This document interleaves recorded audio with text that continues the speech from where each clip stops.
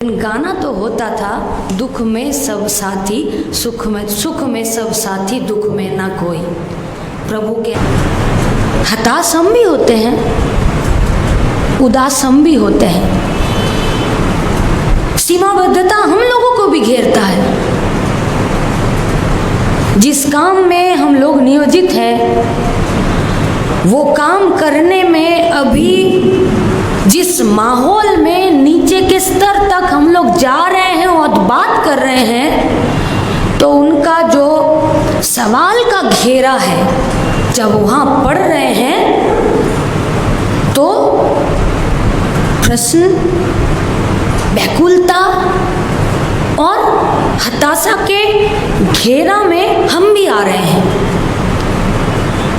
और ये भला बोलिए और बुरा बोलिए कि जब हम ऐसे माहौल में या ऐसे समय के बीच में से गुजरते हैं तो संगीत सुनते हैं, गाना सुनते हैं। ठीक उसी तरह जगजीत सिंह का एक बार गज़ल सुन रहे थे, तो उसमें बीच में आया कि Urdu is the ornament of Hindi poetry.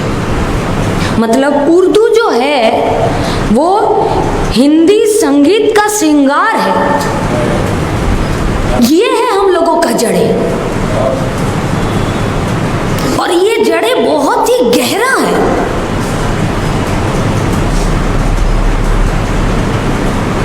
जैसे 2002 के आसपास मान लीजिए, तब तो पता नहीं चला, बाद में कहीं पर पढ़े या कहीं पर सुने कि रेडियो सिलोन से एक सर्वे हुआ था। उस सर्वे में देखा गया कि हम लोगों का घर में, इस भारतवर्ष का घर घर में, सर्वे के दौरान ये निकला कि 10 ऐसा भजन थे जो देवी देवताओं पर आधारित थे, और वो गाना जो होता है, वो भजन जो होता है, वो 10 के 10 महबूब साहब का फिल्म से आता है।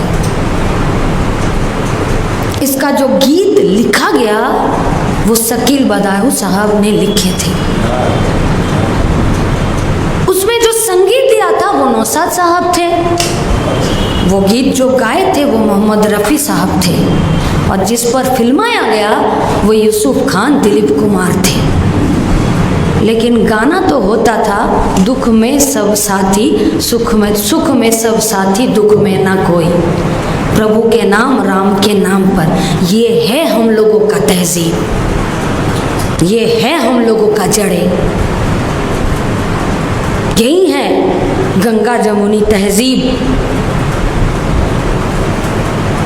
और यही प्रेमचंद जी का पंच परमेश्वर जो कहानी है, उसमें जुम्मन शेख और अलगू चौधरी का जो मित्रता थे, उसी में ये उभर कर आता है। बचपन से गड़े मित्र रहे, आजीवन मित्र रहे। आज उन लोगों का दोस्ती से हम लोगों को सीख लेना पड़ेगा। हाँ, इस पीढ़ी का कुछ नौजवान है हम लोग जो आज इस जात पात, भाषा, धर्म के नाम पर, लिंग के नाम पर हम लोगों को बांटा जा रहा है, और उसमें हम लोग भी चल पड़ रहे हैं। यहीं पर जगह है साहित्य का, क्योंकि ये समाज का दर्पण है।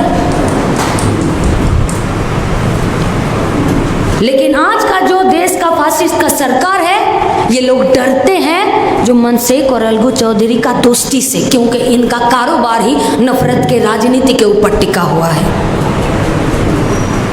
बदलना इस स्थिति को है।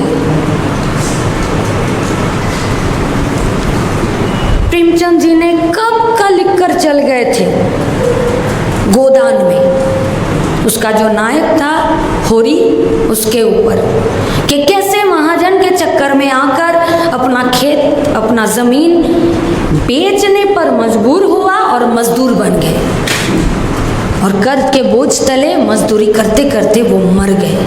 आज तो हालत उससे भी बदतर है। पूरा का पूरा किसान समूह आज आत्महत्या करने पर मजबूर है, और अगर वो लोग एकजुट होकर मिलकर संगबद्ध होकर अगर वो लोग लड़ाई लड़ना चाह रहे हैं तो आज उनके राहों में कीले गाड़ रहे हैं। यहाँ तक कि उन लोगों को आतंकवादी भी कहा जा रहा है। न्यायपालिका को ले लीजिए, क्या वो जनता के लिए काम कर पा रहे हैं पूरा ठीक तरह से? आदमी जाए तो कहाँ जाए? वहां पर भी देखा जाता है कि नमक का दारोगा, हम ठीक बोल रहे हैं, जो दारोगा थे कि एक ईमानदार दारोगा, कैसे वो अपने नौकरी से हाथ धो बैठते हैं और न्यायपालिका पैसे के पक्ष में अपना फैसला सुना देते हैं। आज भी होता है, लेकिन ये बहुत साल पहले इस समाज में जो इसका खराब बात है, जो इसमें जड़ में हर दिन अपना पैर मजबूत कर रहा है, वो प्रेमचंद जी ने बहुत पहले हम लोगों के सामने दिखाकर चल गए हैं। आज भी है। और जो जजे फैसले सुनाते हैं उसके बदले कभी उनको राज्यसभा का सदस्यता मिलते हैं तो कभी उनको गवर्नर का पद मिलता है। बुधिया गर्भवती महिला इलाज के अभाव में मर गई। आज सिर्फ कोलकाता में जाइए, पीजी में जाइए, एनआरएस में जाइए, कहीं पर भी जाइए, गरीब किसान, मजदूर, गरीब परिवार के सदस्य, सब कोई, हर कोई, वो लोग इलाज के अभाव में तड़प तड़प कर अपना जान दे रहे हैं। इस स्थिति को बदलना होगा। इस बदलने के लिए लड़ाई है और इस बदलने के लिए ही प्रेमचंद लिख रहे थे, क्योंकि इस बदलाव के पक्ष में एक संघर्ष का, तैयारी का जो बीज है, वो बीज हर दिन अपनी साहित्य से, अपनी रचना से हम सभी में धीरे धीरे धीरे धीरे डाल रहे थे। वो खुद कहे हैं कि हमें ऐसा साहित्य रचना करना चाहिए जो हम लोगों में बेचैनी पैदा करे, सुलाना दे, क्योंकि अब यहाँ और ज़्यादा सोने का मतलब मृत्यु का लक्षण है। खुद को मजदूर मानते थे, बोले कि हम मजदूर हैं, जिस दिन अगर कुछ लिख ना लूँ उस दिन मुझे रोटी खाने का कोई हक नहीं है। कितना बड़ा बात है आप सभी के सामने। वहाँ प्रोफेसर साहब है, यहाँ अध्यक्ष जी है, यहाँ विशिष्ट जो है, यहाँ वक्ता है, आप सभी है। इस विषय में, इस साहित्यकार में, इनके लिए आप लोग और भी ज़्यादा जानते हैं, हमसे तो बहुत ज़्यादा जानते हैं। आप लोगों के सामने इस लाइन को व्याख्या करने का कोई भी योग्यता मुझ में नहीं है, लेकिन हाँ, इससे हम लोग कुछ सीख ले सकते हैं। हम लोग जो कोई भी जिस काम पर है, जिस काम पर हम लोग नियोजित हैं, उस काम में हर दिन हम लोगों को 2 कदम आगे के तरफ जाने के लिए हम लोगों का काम करना उचित है और यही हम लोगों का मजदूरी है, यही सीख है उनका। पंचपरमेश्वर में ये सांप्रदायिक सौहार्द के बात में कैसे एक व्यक्ति अपने आप को तैयार कर सके, वहाँ पर एक ऐतिहासिक लाइन है